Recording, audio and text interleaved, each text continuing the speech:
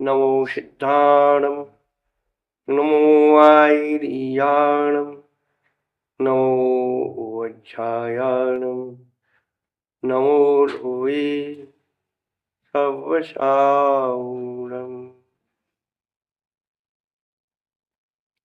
ध्यान करेंगे, ध्यान करेंगे हम सब मिलकर पंच प्रभु का ध्यान करेंगे, अरिहंतों की शरण रहें, सिद्धों का गुणगान करें, आचार्यों की सेवा करें, उपाध्याय से ज्ञान करें, सर्व साधु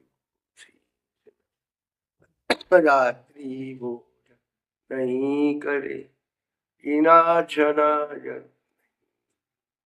धर्म शास्त्र को रोज पढ़े, सत्य व्यसन से दूर रहे, भक्त बने भगवान बने, अमित सौख्य रस पान करे, ध्यान करेंगे, ध्यान करें हम सभी मिलकर ध्यान।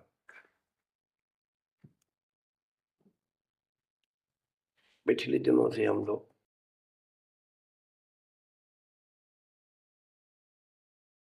पंच परमेष्टि के बारे में सुन रहे हैं। अनंत परमेष्टि है, उनमें अधिकतम विशेषताएं हुआ करती हैं।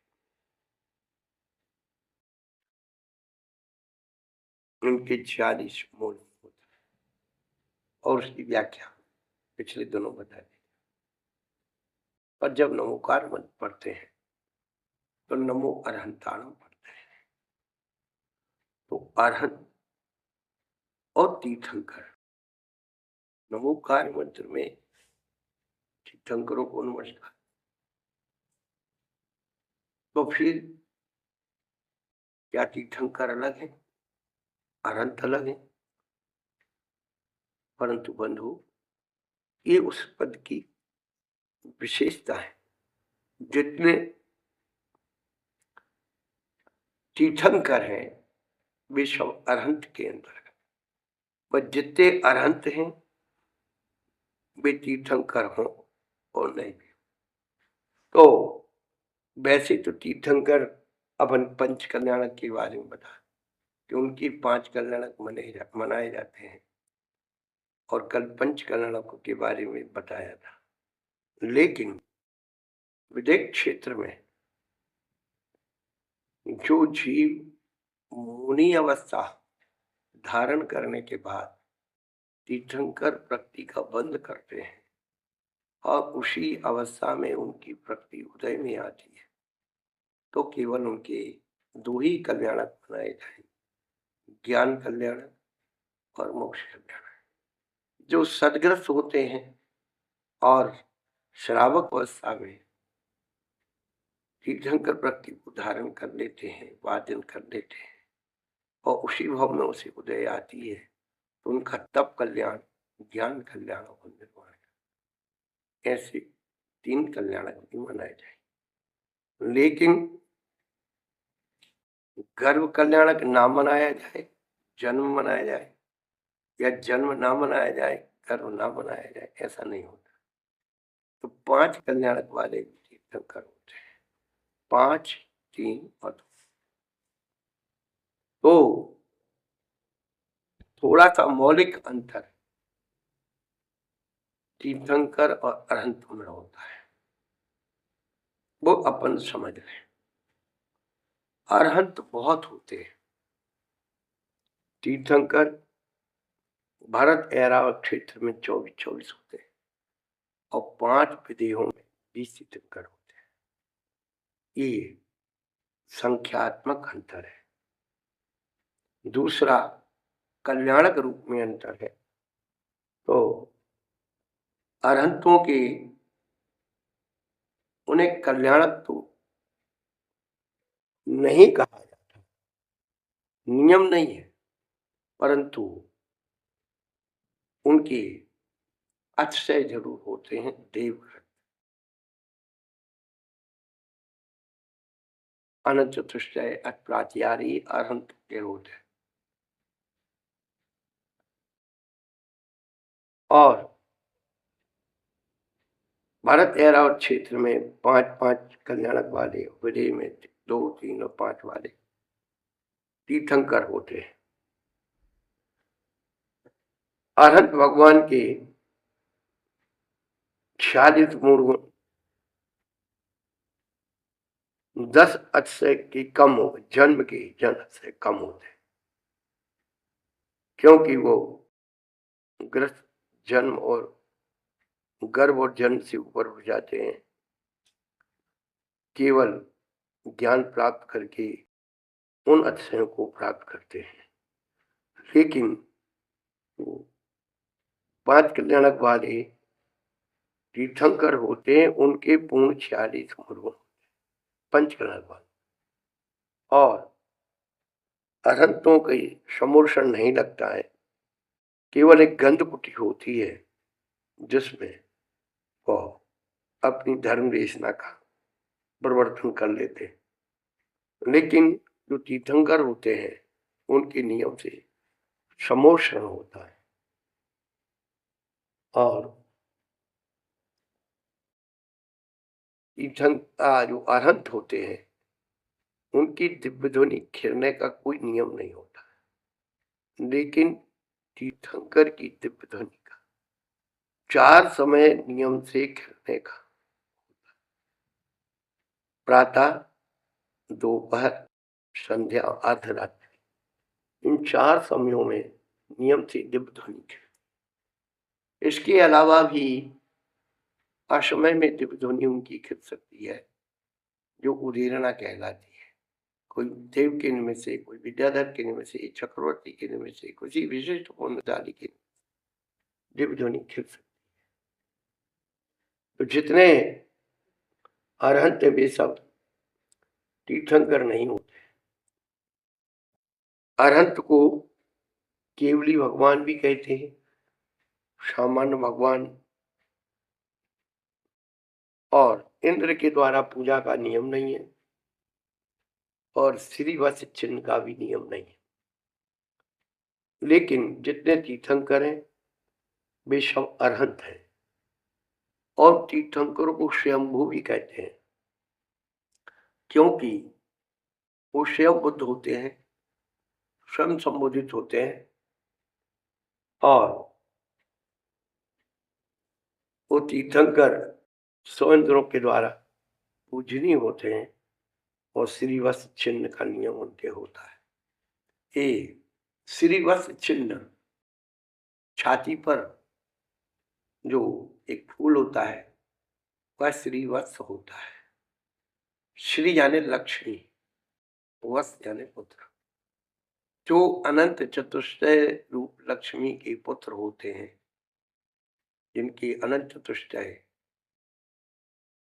अंतरंग लक्ष्मी और बाह्य में समोषण आदि बहिरंग लक्ष्मी के स्वामी होते हैं, इसलिए उन्हें श्रीवत्स का चिन्ह होता है। बाहुबली भगवान का नाम तीर्थंकरों में नहीं आता। क्यों नहीं आता? बाहुबली भगवान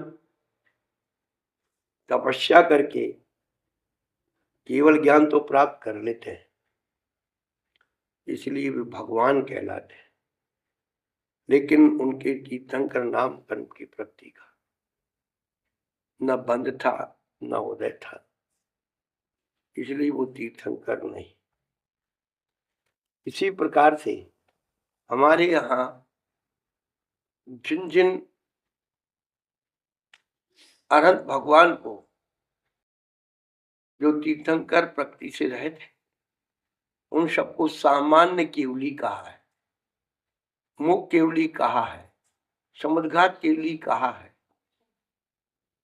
उपसर्ग केवली कहा है। वे सब अरहंत अवस्था को प्राप्त हुए हैं। इसीलिए हमारे यहाँ कई ऐसे भगवान हैं जिनने अरहंत अवस्था को प्राप्त किया है। हम लोग श्री रामचंद्र जी को भगवान मानते हैं, हनुमान जी को भगवान मानते हैं, नील महानील गवाय गवाक्ष नील, इन सबको हम लोग भगवान मानकर उनकी आराधना करते हैं। सामान्य रूप में तो हमारे यहाँ 3 पांडव मोक्ष में, उनको भी भगवान मानते हैं। 2 पांडव भविष्य में मोक्ष जाएंगे, उनको भी भगवान मानते हैं। हम लोग वर्तमान के तो ठीक है, भविष्य में होने वाले भगवानों की आराधना करते हैं, पूजा करते हैं, स्मरण करते हैं। हमारे यहाँ नारायण श्री कृष्ण भावी भगवान है। हमारे यहाँ राजा शनैक भावी तीर्थंकर है।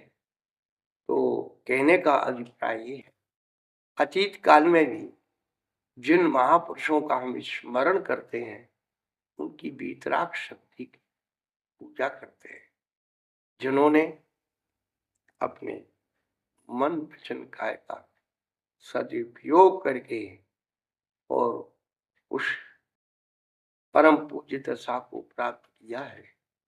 वे सब अरहंत है। अरि यानी शत्रु, यानी नष्ट करने। कौन से शत्रु? विचार घातिया कर्म उन शत्रु माना है, उनको नष्ट करके उन्होंने अपनी आत्मा को प्राप्त किया। अरहंत बनने का लाभ क्या हुआ? तीर्थंकर बनने का लाभ क्या हुआ? बंधु, उन्होंने अपने दिव्य ज्ञान के द्वारा जिन द्रव्य तत्व पदार्थों का साक्षात्कार किया है, जिससे इस सृष्टि का संचरण हो रहा है प्राकृतिक रूप से, हम सबकी एक जिज्ञासाएं रहती हैं, सृष्टि को किसने बनाया? कोई तो भगवान प्रभु परमात्मा होगा जो इसको बनाने वाला।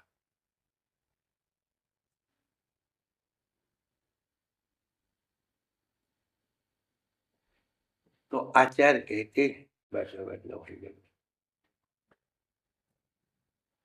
जीवर पुद्गल नाचे जावे कर्म उपाधि। इस सृष्टि की व्यवस्था को ना तो कोई बनाने वाला ब्रह्मा है, ना कोई रक्षा करने वाला विष्णु है, ना कोई संहार करने वाला शिव है, महेश।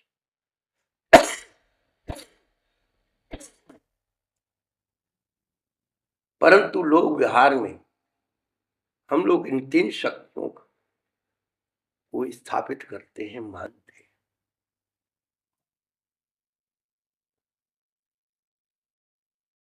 परंतु इस सृष्टि के अंदर 2 ही मूल द्रव्य है, जीव और अजीव। तो सबसे पहले द्रव्य के बारे में हम समझे। भेद तो कर लिया, लेकिन द्रव्य किसे कहते हैं? गुणों के समूह को द्रव्य कहते हैं।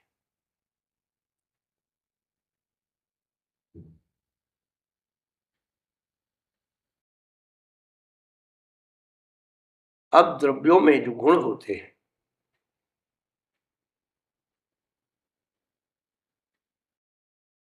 वह सामान्य और विशेष 2 प्रकार के होते हैं, जिसकी चर्चा हम बहुत आगे करें।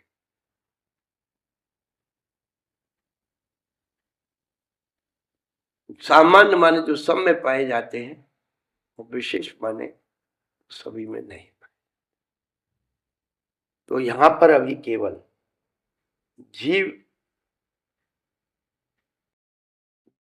जो सामान्य द्रव्य है, उन सामान्य द्रव्यों के 6 भेद है।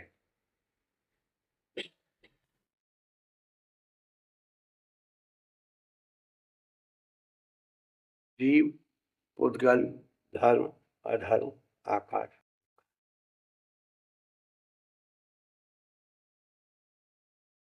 गुणों के समूह को द्रव्य कहते हैं और द्रव्य के 6 भेद हैं। इसमें से पहले अपना जीव है। जीव द्रव्य को मुख्य रूप से व्यावहारिक भाषा में संसारी और मुक्त के 2 भेद किए, जो अपन लोगों ने पहले ही भाग में पढ़ा था, उसी को यहाँ डिटेल करके दूसरे भाग में कर रहे हैं। ये विशेष बात आपको बता है।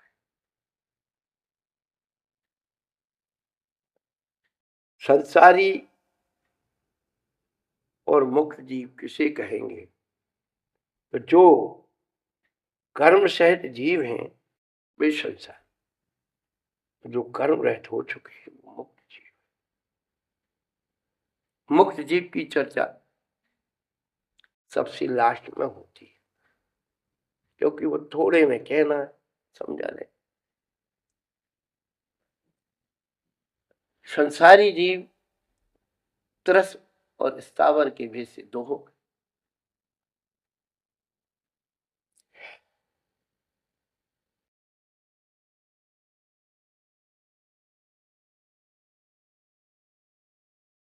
जिनके तृष्णाम कर्म का उदय है वो त्रस जीव है। जिनके स्थावर नाम कर्म का उदय है वे स्थावर जीव है। त्रस जीवों को भी हम भेद में ले जाएंगे तो 2 भेद हो गए, विकलेंद्री और शकलेंद्री। स्थावर जीव के 5 भेद हो गए, पृथ्वी का, जल का, अग्नि का, वायु का, वनस्पति। विकलेंद्री और शकलेंद्री को भी भेद में लाते हैं तो 2 इंद्री, 3 इंद्री, 4 इंद्री, इन 3 को विकलेंद्री कहते हैं। विकलेंद्रिय 2 इंद्री, 3 इंद्री, 4 इंद्री, इनको विकलेंद्री कहते हैं। और पंचेंद्री के 2 भेद कर दिए, सैनी और असैनी। ये प्राय करके ये प्रारंभिक केजी है जिससे हमें मार्गना लगाना आती है, आना चाहिए, इनका ज्ञान होना चाहिए। सैनी और असैनी, जो मन सहित जीव है वो सैनी, मन रहित हैं वो असैनी। तो तिरंत गति में ही सैनी असैनी पाए। नारकी, देव और मनुष्य नियम से सैनी ही होते हैं, असैनी नहीं होते। 5 स्थावर जीवों में पृथ्वी ही जिनका शरीर है वो पृथ्वी का है।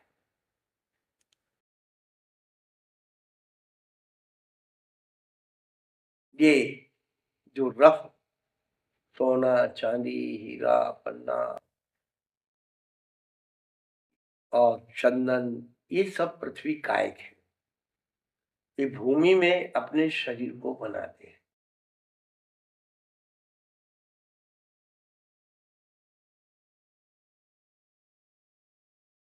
जल कायक, जो जल ही जिनका शरीर है जल कायक है। तो नदी, तालाब आदि का जो जल है वो सब जल कायक है।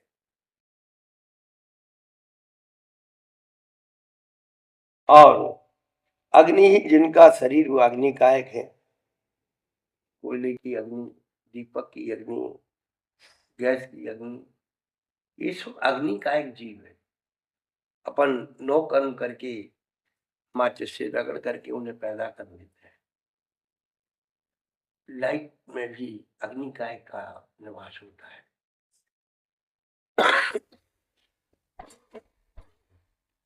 वायु कायक, वायु ही जिनका शरीर है वायु कायक है। आंधी है, तूफान है, समीर है, ये अलग अलग कैटेगरी की वायु होती, बवंडर है।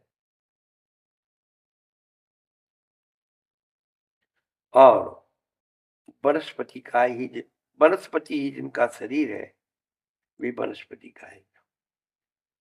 और जितने प्रकार के वृक्ष, लताएं, ये सब पृथ्वी वनस्पति इनके अलग अलग साधारण और प्रत्येक ऐसे भेद करके ये अपन 24 ठाना में पढ़ते हैं वनस्पति का। लेकिन साधारण रूप से जिनका प्रयोग अपन होता है, इनकी जो वृक्ष रूप है, लता पौध रूप है, ये सब वनस्पति का है। मुख्य जीव के भी आचरण में दो भेद किए हैं, सकल परमात्मा, निकल परमात्मा। सकल परमात्मा अनंत रूप है और निकल परमात्मा सिद्ध रूप।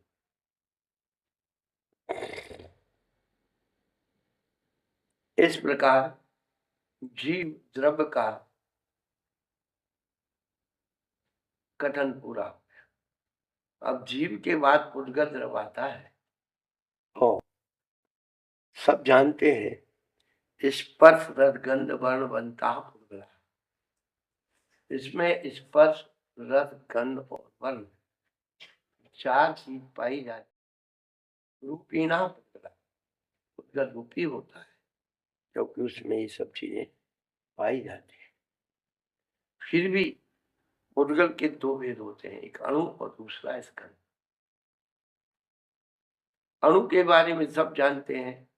उद्गल का सबसे छोटा अंश अणु कहलाता है, जिसे दूसरा कोई विभाग ना किया जा सकता। और स्कंद बहुरेशी जो उद्गल होते हैं वो सब स्कंद में आ जाते हैं।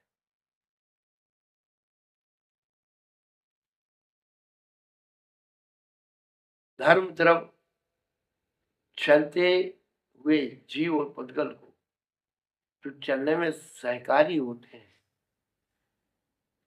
जो होता है एक दूसरे, वह धर्म द्रव्य है। इसको वैज्ञानिक लोग ईथर कहते हैं। ईथर जैसे एक संप्रदाय विशेष में ये कहा जाता है कि ईश्वर की मर्जी के बगैर एक पत्ता भी नहीं हिलता। वह ईश्वर क्या है? ईथर ही ईश्वर है।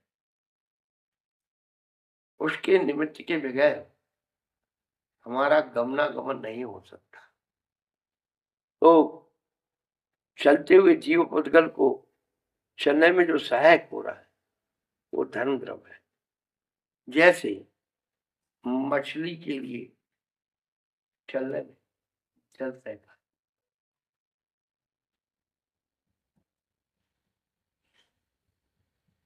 अधर्म द्रव जो द्रव ठहरते हुए जीव उद्गल को ठहरने में सहायक होता है उसे अधर्म। जैसे ठहरते हुए पथिक को वृक्ष की छाया ठहरने में सहायक है।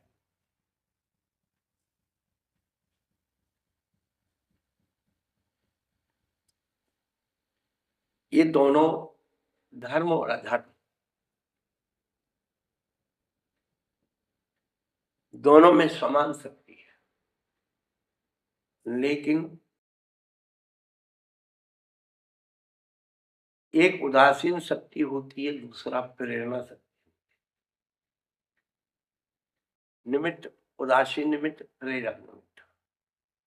पुस्तक शिष्य को पढ़ने में उदासीन निमित्त है। आप चाहो पढ़ सकते हो, नहीं चाहो तो पुस्तक बुला के नहीं कहेगी मेरे। लेकिन गुरु शिष्य को पढ़ाने में प्रेरक निमित्त होता है। तो धर्म और अधर्म द्रव ये दोनों उदासीन निमित्त है, प्रेरक निमित्त नहीं है।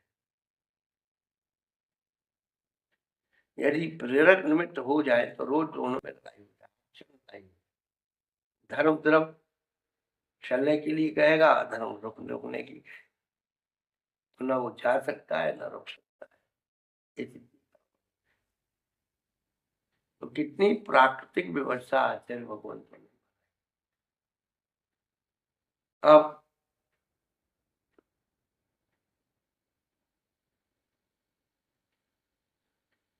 जो धर्म को समझाने के लिए जल और मछली का उदाहरण, बड़ा प्राकृतिक उदाहरण है हमारे आचार्यों का दृष्टिकोण, प्रतिपद। जिस प्रकार 1000 फुट से भी ऊपर पानी नीचे गिर रहा और मछली चाहे तो पानी के सहारे ऊपर चढ़ जाती है, मछली चाहे तो बीच में रुक भी सकती है, पानी से नीचे नहीं गिरा सकता। ठीक उसी प्रकार से धर्म द्रव्य के सहारे ये जीव और पुद्गल का परमाणु सिद्धालय तक पहुंच जाता है, वो बीच में रुक नहीं सकता ना। उसी प्रकार ठहरते हुए और पुद्गल को जो ठहरने में सहकारी होता है अधर्म द्रव्य, तो वृक्ष की छाया ठहरते हुए पथिक को ठहरने में सहकारी, पथिक उस छाया के नीचे निकलता भी है, तो छाया के नीचे से निकलने पर गति में कोई अवरोध नहीं होता। जितनी गति धूप में थी उतनी ही गति छाया। क्यों? छाया उदासीन नहीं,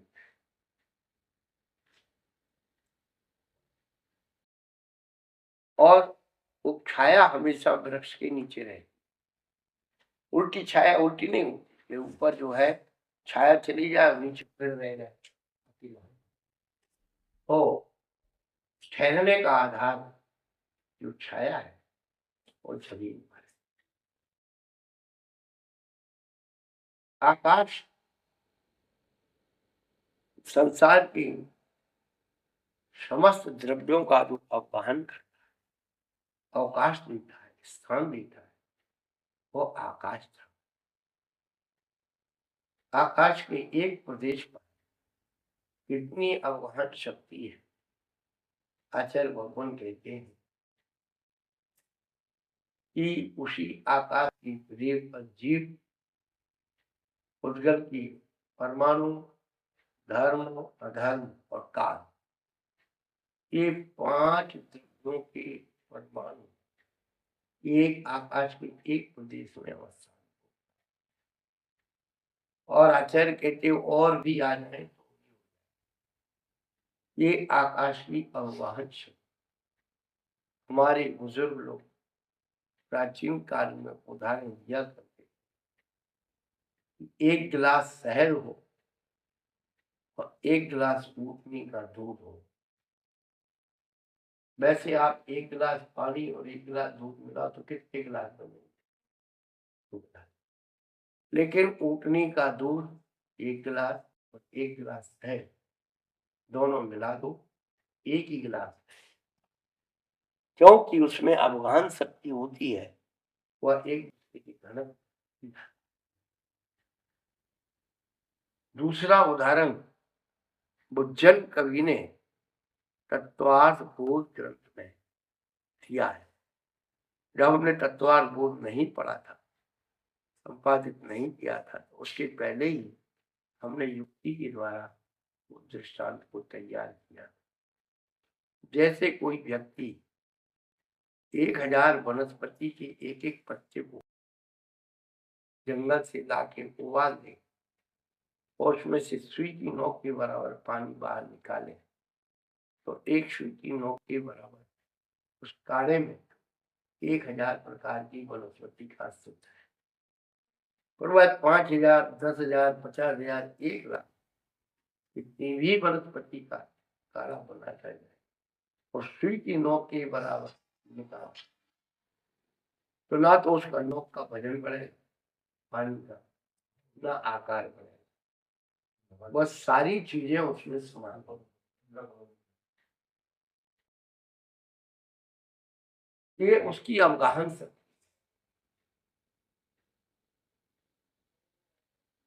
जैन दर्शन में बात कही कि आप वैज्ञानिक 1 इंच घन लोहे के टुकड़े में टनों वजन हो सकता, इतना घनत्व कर दिया गया। घनत्व आप सोचो कि आप ऐसा लगा कि हाथ से ऐसे चलता है, बड़ी बड़ी मशीन। यही ये वैज्ञानिक जो हमारे आचार्य हो। और कालद्रव्य जो संसार के समस्त द्रव्यों के परिवर्तन का कारण है, वो कालद्रव्य को रैनानम राशि थे, रत्नों की राशि का उदाहरण। रत्नों की राशि का एक उदाहरण क्यों दिया? संसार में सबसे ज्यादा कीमती रत्न होते हैं। हम सब चीजों की वैल्यू कीमती रत्नों से करते हैं कि रत्न सबसे ज्यादा कीमती। उसी प्रकार समय सबसे ज्यादा कीमती। रत्न कभी पुराने नहीं होते, रत्न कभी घुलते नहीं। उसी प्रकार समय कभी पुराना नहीं, समय कभी घुलता नहीं। प्रातः काल समय सारणी में समय के 6 अर्थ बताए, शब्द, अर्थ और ज्ञान, मत, सिद्धांत और काल।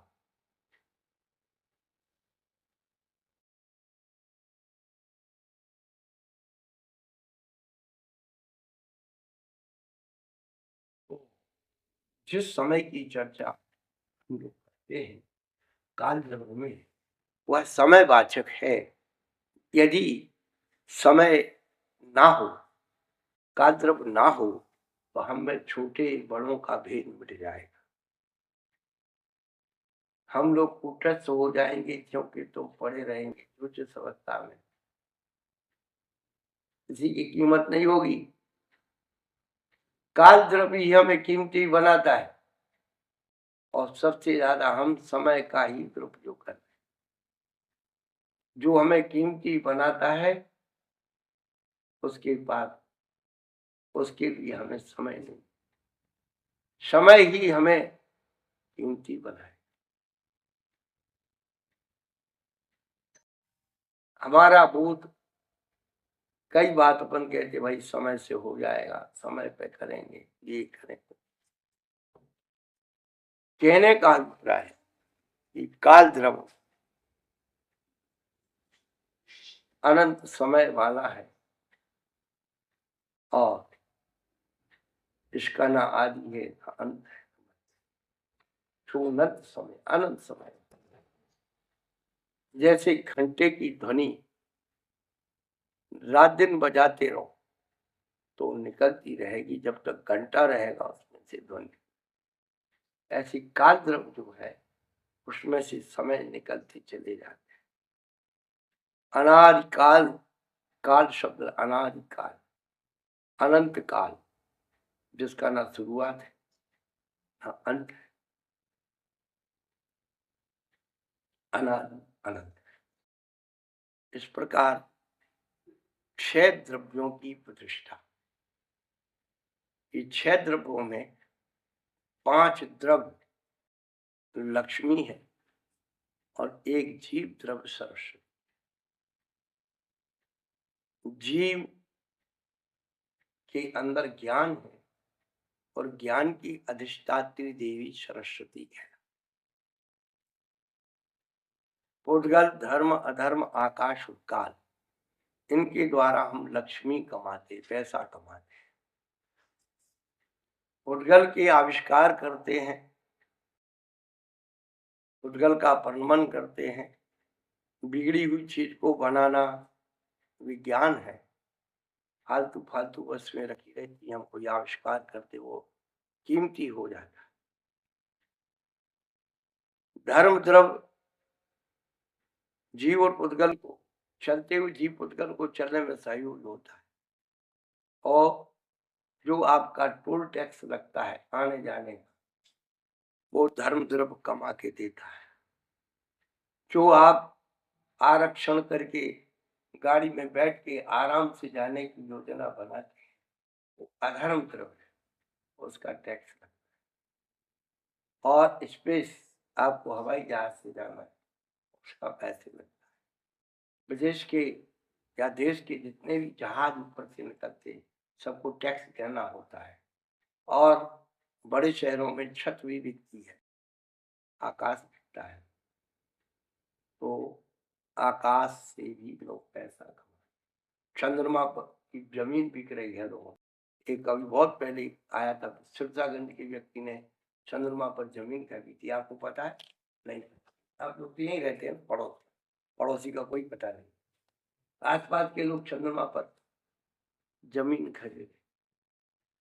आप लोग भी अपना स्पेस में थोड़ी सी जमीन लेके डाल दो, कभी काम आ जाएगी।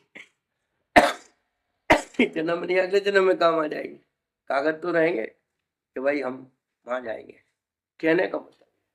और काल द्रव, देखिए आप, काल द्रव से कितनी कमाई है। तो सेकंडों का जो एडवर्टाइज होता है, विज्ञापन, समय से ही उसके पैसे लगते हैं। आप लोग जॉब करते हो तो उसका भी समय निर्धारण होता है। आप समय से नहीं पहुंचो तो पैसे कटते हैं। इसीलिए समय के चोर, उनके लिए भी सरकार ने, विज्ञान ने सब तुम्हारी चोरियों को पकड़ करके सेटलाइज कर दिया है। इसलिए काल द्रव्य से भी कमाई होती है। तो ये 5 द्रव्य लक्ष्मी को लाने वाले हैं। और एक जीव द्रव्य है जो सरस्वती है, जो ज्ञान की अधिष्ठात्री देवी है, वो हमारा जीव द्रव्य है। ऐसे 6 द्रव्यों का जो स्वरूप है वो कृत्रिम नहीं है, अकृत्रिम है, अनादिकाल से है और व्यक्तिगत नहीं है। तो सार्वभौमिक है, सार्वकालिक है, सबके लिए। केवल श्रद्धान करने की बात है। श्रद्धान कर लेंगे, कल्याण की मार्ग पर चल देंगे। चलो महावीर भगवान।